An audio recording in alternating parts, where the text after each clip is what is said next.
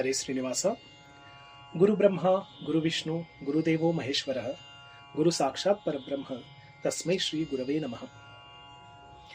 नमस्कार मंडळी. आज गुरुपौर्णिमेचा पावन दिवस आहे. सर्वात आधी तुम्हा सर्वांना गुरुपौर्णिमेच्या हार्दिक शुभेच्छा. आज आपण गुरुपौर्णिमेबद्दल थोडीशी माहिती घेऊया. आपल्या पुराणानुसार, आपल्या कुलपरंपरेनुसार आणि लौकिक ज्ञानानुसार गुरुजन कोण कोण आहेत त्याबद्दल थोडीशी माहिती घेऊया. तर पुराणानुसार पाहिले गेले तर आजच्या दिवशी खास श्री वेदव्यास महर्षींची पूजा करावी.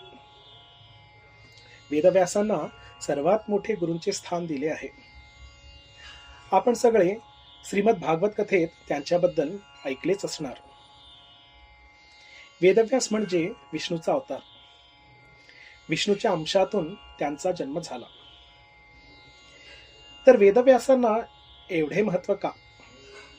त्याचं कारण असं आहे की त्यांनीच वेदांचे 4 भाग केले होते. त्यांनीच सर्व वेदांना आणि मंत्रांना सर्वप्रथम शब्दरूपात लिहिले होते. त्यांनीच 18 पुराण आणि ब्रह्मसूत्र लिहिले आहे.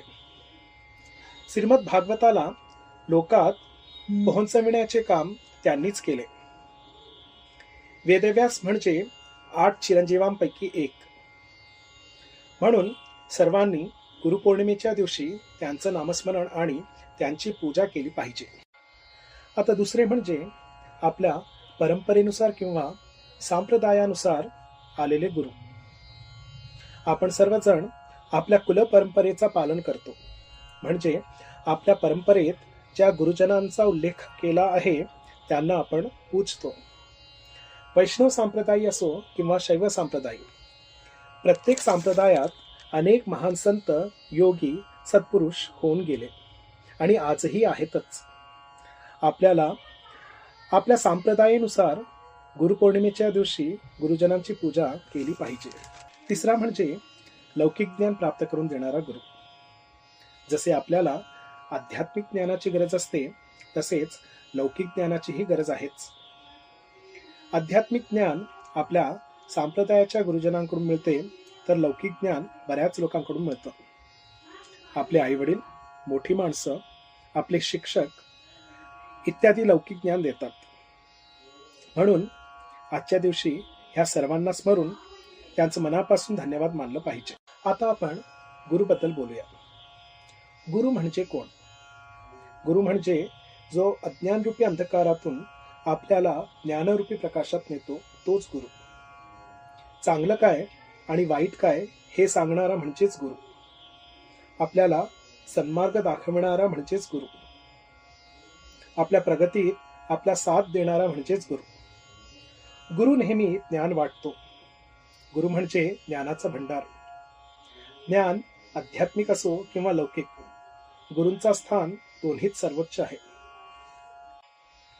पण आजकाल आपण पाहतच आहोत, अनेक स्वयंघोषित गुरु आपल्या अनुचरांना हेतुपूर्वक ठगत आहेत.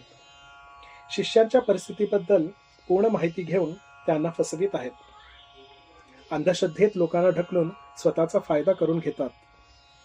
भूत पिशाचांची बाधा म्हणून किंवा काही दोष म्हणून विश्वासुकांच्या मनात भय उत्पन्न करतात आणि आपल्या अनुचरांना हे स्वयंघोषित गुरु ठगतात. मंडळी, आजच्या दिवशी सर्वांना ही नम्र विनंती, फक्त आणि फक्त आपल्या पुराणातील किंवा आपल्या परंपरेतील गुरुजनांचीच पूजा करा.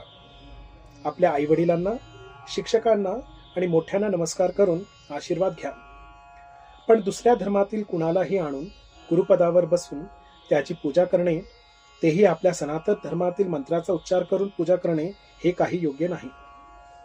तसेच साधारण मनुष्य जो अंधविश्वासाच्या आडात लोकात भय उत्पन्न करतो आणि आपल्या विश्वासाचा फायदा घेतो, तशा माणसापासून दूरच राहा.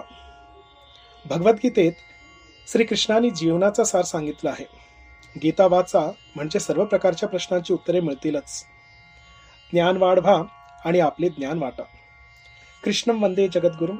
आजला इतकेच. नमस्कार आणि धन्यवाद. हरे श्रीनिवास. गुरु ब्रह्मा गुरु विष्णू गुरुदेवो महेश्वरः